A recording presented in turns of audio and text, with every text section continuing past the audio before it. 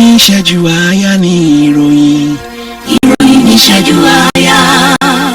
Ìkànnì jígí alára 24. Ó tún ti yà òwe jájọgbọ́. Lóní ṣókí la mú àwọn ìròyìn yìí wá. Ìròyìn ní ìṣẹ́jú àáyá. Ẹ kojúmọ́ o, ẹ sì kú bójú ọjọ́ ṣe rí. Ìròyìn ní ìṣẹ́jú àáyá la mú wá sétí ìgbọ̀yìn láti ìkànnì jígí alára. Orúkọ tèmi ni Agnes Olúwatósìn. Gómìnà ìpínlẹ̀ Delta Sheriff Oborevwori ti rọ àwọn ọ̀dọ́ ìpínlẹ̀ náà pé kí wọ́n ṣe sùúrù kí wọ́n sì ní lọ́kàn pé ẹgbẹ́ òṣèlú PDP ti gbogbo wọn ni. Pásítọ̀ adarí ilé ìjọsìn ti Ìgbàlà ìyẹn David Ibiyomie ti fi ilé oníyàrá 4 ìyẹn 4-bedroom flat tọrẹ fún òjíṣẹ́ rẹ̀ kan fún ìwà òtítọ́ rẹ̀. Ènìyàn 11 ni wọ́n ti ṣàkọsílẹ̀ rẹ̀ pé ẹ̀mí wọn bọ́ sọnù níbi ìṣẹ̀lẹ̀ ìbúgbàmù mọ́ṣáláṣí tó ṣẹlẹ̀ lọ́jọ́rú ní abúlé Gadam agbègbè ìjọba ìbílẹ̀ Gezawa ní ìpínlẹ̀ Kano.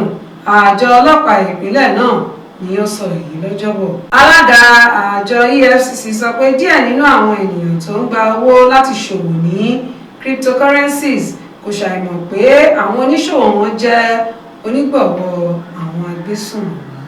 Àjọ tó ń rí sí ọ̀rọ̀ ìbáraẹnisọ̀rọ̀ lórílẹ̀‐èdè Nàìjíríà ti kéde ìdádúró ìwé àṣẹ tuntun fún ìgbà díẹ̀ fún àwọn òṣìṣẹ́ ní ẹ̀ka 3.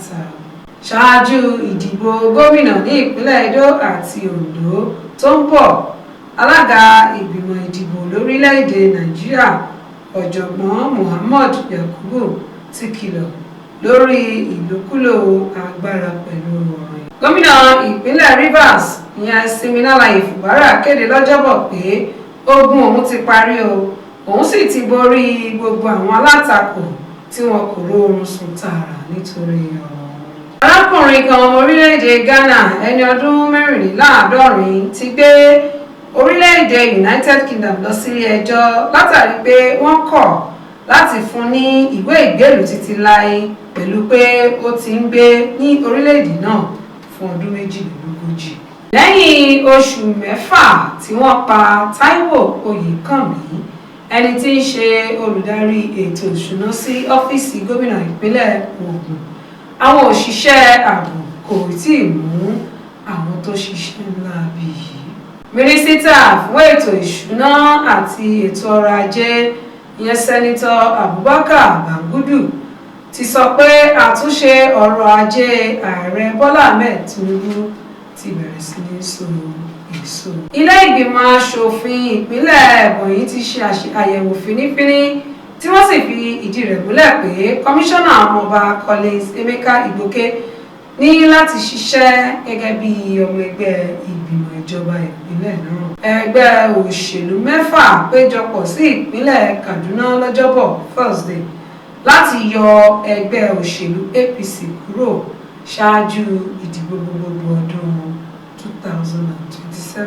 Àpérò àwọn agbọ̀rọ̀sọ ilé ìgbìmọ̀ aṣòfin ìpínlẹ̀ lórílẹ̀‐èdè Nàìjíríà ti kéde pé àwọn ọlọ́pàá ìpínlẹ̀ nìkan ní oògùn fún àìláàbò tó ń peléke sí káàkiri orílẹ̀‐èdè yìí. Gómìnà ìpínlẹ̀ Ọ̀ṣun ní Adémọ́lá Adélékè ti sọ pé ìṣẹ̀lẹ̀ orílẹ̀ amphitheatre ti fásitì Awólọ́wọ̀ ní Ilé Ifẹ̀ tí ó wó lulẹ̀ jẹ́ ohun ìbànújẹ́ ọkàn fún òun. Arábìnrin kan Susan Ubanga ni ó ti ń sunkún tí ó sì ń béèrè fún ìrànlọ́wọ́ lọ́wọ́ àwọn ọmọ orílẹ̀-èdè Nàìjíríà fún ìtọ́jú lẹ́yìn tí ó bímọ ní ilé ìwòsàn gbogbogbò ti Alimọ̀ṣọ́ ní ìpínlẹ̀ Èkó tí kò sì rí owó san látàrí pé ọkọ rẹ̀ lo owó tí wọ́n ti ṣètò sílẹ̀ fún ìtọ́jú rẹ̀ láti ra ajá àti ẹ̀rọ ìbánisọ̀rọ̀ alágbèéká.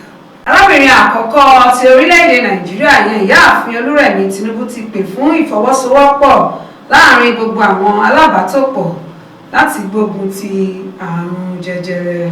Ilé ìgbìmọ̀ aṣòfin lọ́jọ́bọ̀ gba òfin tí ó ń wá ọ̀nà láti dá North West Development Commission sílẹ̀ fún kíkà ìgbà 3. Àwọn ọmọ orílẹ̀-èdè China méjì Duan Yanhong àti Xiaoyi ní ilé ẹjọ́ gíga àpapọ̀ tí ó kalẹ̀ sí ìpínlẹ̀ Kwara ti dá lẹ́bi fún iṣẹ́ ìwakùsà tí kò bófin mu tí wọ́n ń ṣe ní ìpínlẹ̀ náà.